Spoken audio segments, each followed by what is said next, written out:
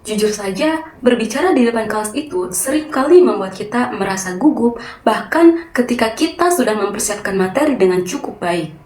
Nah, pada pertemuan keempat mata kuliah Public Speaking ini, saya mendapatkan banyak pengalaman dan pembelajaran menarik tentang bagaimana sebenarnya teknik berbicara di depan umum yang baik. Assalamualaikum warahmatullahi wabarakatuh. Halo semuanya, berjumpa lagi dengan aku, Era Winarti. Di video kali ini, aku akan membagikan leading journal dari pertemuan keempat mata kuliah Public Speaking. Pada pertemuan ini, kami tidak hanya mempelajari tentang teori, tapi juga melihat langsung praktik public speaking dan beberapa teman serta melakukan presentasi kelompok mengenai berbagai teknik berbicara di depan umum. Seperti biasanya, kegiatan perkuliahan dimulai dengan berdoa terlebih dahulu, lalu dipimpin oleh salah satu mahasiswa secara sukarela. Setelah itu, dosen kami memberikan pengantar singkat mengenai kegiatan pembelajaran pada hari itu. Setelah prakata dari dosen, kegiatan dilanjut dengan absensi mahasiswa untuk mengetahui siapa saja yang masuk dan siapa yang tidak masuk tentunya.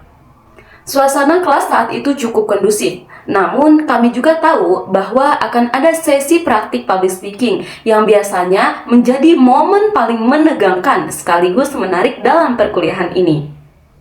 Pada pertemuan ini, beberapa mahasiswa mendapatkan kesempatan untuk melakukan public speaking di depan kelas.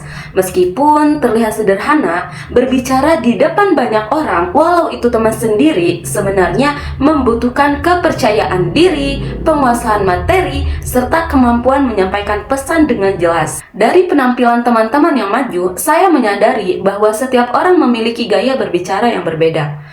Ada yang terlihat cukup percaya diri, namun ada juga yang terlihat sedikit gugup.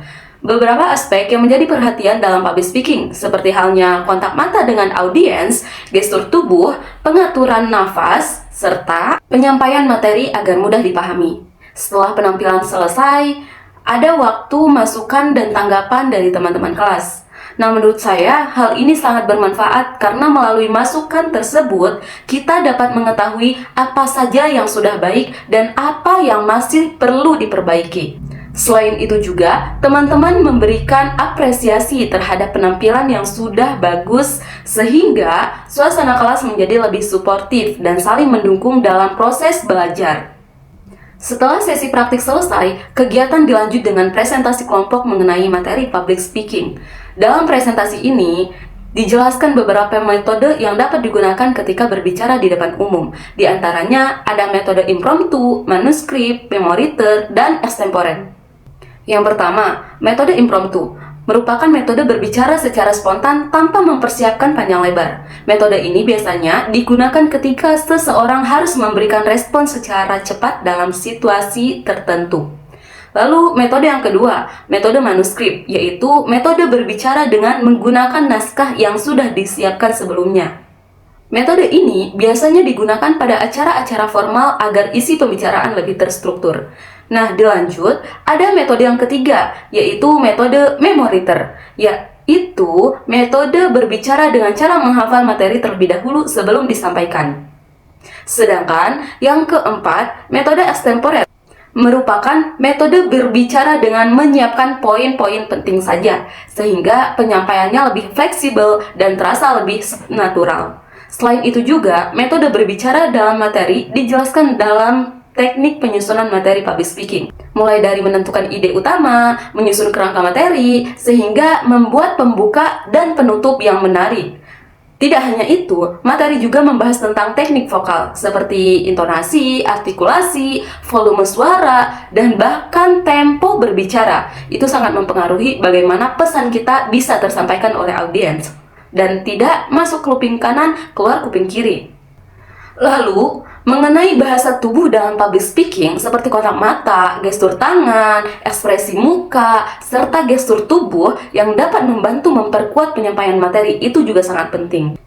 Nah, teman-teman, selain itu, cara mengatasi rasa grogi ketika berbicara di depan umum, rasa gugup, sebenarnya itu hal yang sangat wajar ya, teman-teman. Hampir semua orang pernah merasakan ketika harus berbicara di depan banyak orang, walaupun itu teman-teman sendiri, walaupun itu orang yang sudah dikenal. Beberapa hal yang dapat dilakukan untuk mengatasinya, seperti mempersiapkan materi yang baik, melakukan latihan sebelum tampil, mengatur pernafasan, itu juga sangat penting ya teman-teman, serta mencoba untuk tetap berpikir positif. Nah, dengan latihan yang terus-menerus dilakukan, rasa gugup itu bisa akan berkurang seiring dengan bertambahnya pengalaman berbicara di depan umum. Dari pertemuan ini, saya menyadari bahwa public speaking bukan hanya tentang berbicara di depan umum, tapi juga tentang bagaimana kita menyampaikan pesan dengan cara yang jelas, menarik, dan dapat dipahami oleh audiens. Saya juga belajar bahwa kemampuan public speaking tidak datang secara instan, tapi perlu latihan, pengalaman, serta masukan-masukan dari orang lain. Nah, melalui kegiatan praktik di depan kelas, juga presentasi materi di depan kelas, saya mendapatkan gambaran bahwa setiap orang sebenarnya bisa meningkatkan kemampuan public speaking jika latihan terus-menerus. Baiklah, demikian leading journal dari pertemuan keempat mata kuliah public speaking yang dapat saya bagikan pada video kali ini. Semoga pengalaman pembelajaran ini dapat memberikan gambaran bahwa kemampuan public speaking merupakan keterampilan yang sangat amat penting untuk terus dilatih. Terima kasih atas perhatiannya. Assalamualaikum warahmatullahi wabarakatuh.